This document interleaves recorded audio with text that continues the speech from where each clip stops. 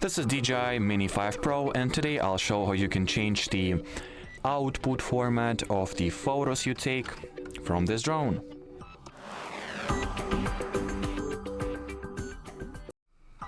So first you will need to obviously switch everything on, make sure that the drone and the remote controller are connected and paired.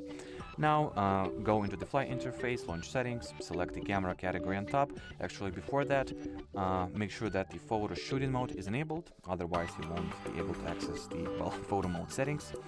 Now once again, go into the settings, select camera, and here the first option that you'll see that you can change is the photo format, which you can switch between JPEG, RAW, or JPEG+RAW. So you'll get probably two formats, two files in one, both of them. Anyway, as far as this video goes, that'll be it. So thanks for watching, and bye-bye.